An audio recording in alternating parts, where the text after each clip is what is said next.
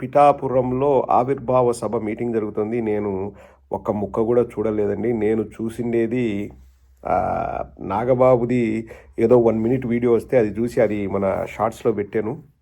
So Balineni Srinivasa Reddy ప్రసంగించాడు. ఒక 5 నిమిషాలు అతని ప్రసంగం నేను చూశాను. పవన్ కళ్యాణ్ ఏం మాట్లాడారు ఇంకా చూడలేదు. చూసి కూలంకుషంగా దాని గురించి కూడా మాట్లాడదాం. బాలినేని శ్రీనివాసరెడ్డిని చూస్తుంటే ఏందా నీ పరిస్థితి, నీ పాసుగుల, నీ పుట్టగోసులోది, నీ రాజకీయ బతుకు కోసం, నీ ఉనికి కోసం ఇంత దిగజారుతావా అనిపిస్తుంది. ఏంది బాలినేని ఇది? ఉండాలా కొంతన్నా సిగ్గుండాలా, సిగ్గుమానం లజ్జ అనేది ఉండాలా. ఎన్ని చేసినారు వైఎస్ఆర్ కాంగ్రెస్ పార్టీలో నీ కోసము, ఎన్నిసార్లు నిన్ను బుజ్జగించినారు, ఎన్నిసార్లు నువ్వు అలిగినావు, ఎన్నిసార్లు నువ్వు నేను పోతా అంటే నిన్ను పిలిచి మాట్లాడినారు. వైఎస్ఆర్ కాంగ్రెస్ పార్టీలో చేసినట్టు నీకు జనసేనలో చేస్తారా? వాళ్ళు పొర పుసికిగా అంటారు. కొంచెమైనా మనిషి జన్మెత్తినాక కొంచెమైనా ఇంక వద్దులేండి. రాజశేఖర రెడ్డి గారు మంత్రిని చేశారు, సరే నువ్వు మంత్రి పదవి వదిలేసుకున్నావు, సంతోషం. జగన్మోహన్ రెడ్డి గారు అధికారంలోకి వస్తే మళ్ళీ మంత్రిని చేసాడా లేదా? అందరినీ మార్చేసి కొత్త మంత్రులను పెడతా అన్నారు. కొంచెం సౌలభ్యం కోసం కొంతమందిని ఉంచేసి చాలామందిని కొత్త వారిని తీసుకున్నారు. నీతో పాటి పేర్ని నాని గారికి మంత్రి పదవి పోయింది, అనిల్ కుమార్ యాదవ్కి మంత్రి పదవి పోయింది, కొడాల నానికి మంత్రి పదవి పోయింది. వాళ్ళందరికీ పోలేదా? నువ్వు ఒక్కడివే ఏమన్నా మంత్రివర్గం నుంచి బయటికి వెళ్ళిపోతే ఏదో నిన్ను మోసం చేసినారు, అన్యాయం చేసినారు అనుకోవచ్చు. ఎలక్షన్లప్పుడు నీకు కావాల్సినంత సాయం చేసింది పార్టీ. ఓడిపోయినాక నువ్వు మళ్ళా ఏంటికి పార్టీ మారుతా అన్నావు, ఏంటికి పార్టీ మారినావు?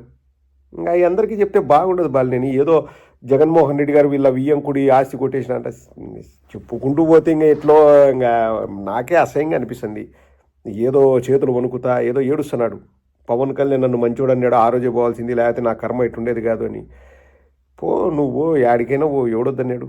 అది జనసేన ఆవిర్భావ సభనా లేకపోతే జగన్మోహన్ రెడ్డి గారిని విమర్శించే సభనా? బాలినేని ఒకసారి ఆలోచించాలా. నాకు ఇంతవరకు నీ మీద కొంచెం గౌరవం ఉండేది బాలినేని, ఆ గౌరవాన్ని పోగొట్టుకున్నావు. నేను ఇంతవరకు కూడా ఎక్కడ కూడా బాలినేని శ్రీనివాసరెడ్డి గారి గురించి నేను మాట్లాడలేదండి. ఇప్పుడు కూడా మాట్లాడకూడదు అనిపిస్తుంది, అసహ్యంగా అనిపిస్తుంది. ఏంది బాలినేని పోయి ఏంది ఏడ్చేది ఏంది? ఆడపోయి చేతులు వణుకుతా ఇటు అంటా దగ్గుతా ఏందో చెప్పాలనుకుని నువ్వేదో ఆక్రోశం ఆవేశం అంటావు. నువ్వు పోయింది ఎందుకు అందరికీ తెలుసు. నువ్వు డబ్బులు అడిగినావు, ఎన్నో కోట్లు కావాలంట. ఆయన పోగొట్టుకున్నాడంట, కోట్లు కావాలంట. ఆ కోట్లు ఎవరు ఇస్తారు? కోట్లు లేదు కాబట్టి నేను వెళ్ళిపోతానని నువ్వు అలిగి వెళ్ళిపోయినావు. తర్వాత అయినా ఎవరైనా మా పార్టీ వాళ్ళు ఏమైనా అన్నారా? నువ్వు రష్యాకు ప్యాక్ ఆడడానికి లేకపోతే క్యాసినోలకు రష్యాకు స్పెషల్ ఫ్లైట్లు వేసుకొని పోయి అవన్నీ తిరిగినప్పుడు బాగునిందే? నువ్వు చేతులారా ఏదో చెప్పినాడు, మా నాయన ఇచ్చిన ఆశ సగం పోగొట్టుకునే అంటే నువ్వు ప్యాక్ ఆడుతుంటే సగం ఏముంది, మొత్తం పోతుంది. నీకు పేకాట పిచ్చి, నీకు గ్యాంబ్లింగ్ పిచ్చిని అందరికీ తెలుసు. నువ్వు సగం డబ్బులు గ్యాంబ్లింగ్లోనే, సగం కాదు, మీ నాయన ఆస్తి నువ్వు అమ్మినావు అన్నావు చూడు, మొత్తం కూడా గ్యాంబ్లింగ్ కోసం అమ్మినావు, నువ్వే రాజకీయం కోసం కాదు. ఉండాలండి, కొంచెమన్నా ఉండాలా. ఇంకా ఆయన మంత్రిగా ఉండి ఏదైనా ఆయన సపోర్ట్ చేయాల్సింది పోయి ఎలక్షన్స్ ముందు నాకు డబ్బులు కావాలని ప్రతి ఒక్కరిని అడిగినారు. ఇంకా చెప్తే బాగుంటుంది, ఇంకా పర్సనల్ కాబట్టి చెప్తే బాగుండదు.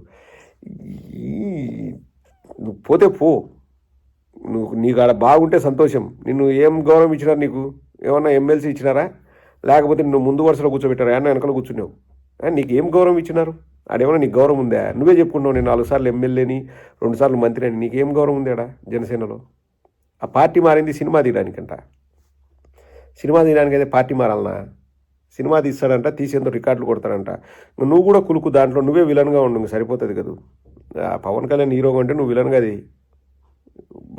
నిజంగా అండి, ఒక మనిషి ఎలా మారిపోయి ఎలా తిన్నింటి వాసాలు లెక్క పెడతారన్నది బాలినేని శ్రీనివాసరెడ్డి చూసి నేర్చుకోవాలి. ఆయన బాలినేని కాదు,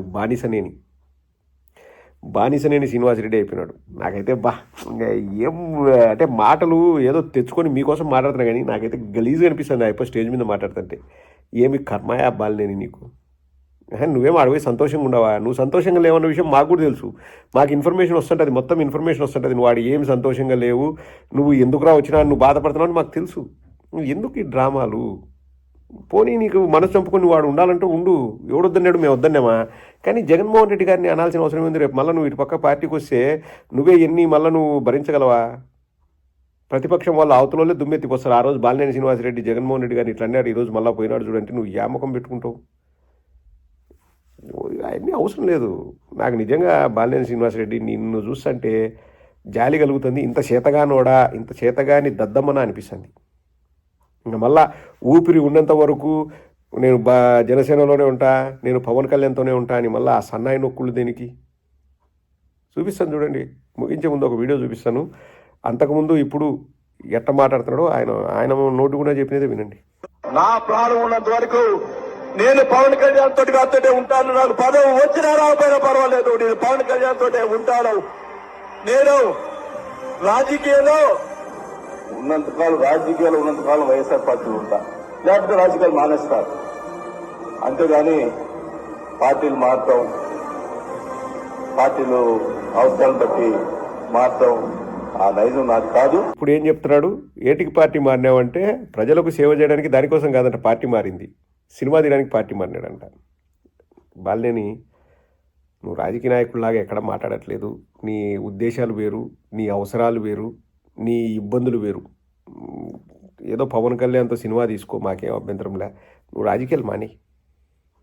నాకు అది కరెక్ట్ పదం నాకు రావట్లే. ఈ బాలినేని స్పీచ్, బాలినేని చూస్తే నాకు ఏమనిపిస్తుందంటే అసహ్యం కూడా కాదులేండి, జాలి కూడా కాదు, అది ఒక రకమైన అంటారు చూడండి, ఏంది బాలినేని ఇంత దిగజారిపోవాలన్నా, ఇంత స్థాయికి దిగాలన్నా అంటారు చూడండి, అట్లా అనిపిస్తుంది నాకు బాలినేని చూస్తే. 100 మెట్లు కిందికి దిగినావు బాలినేని.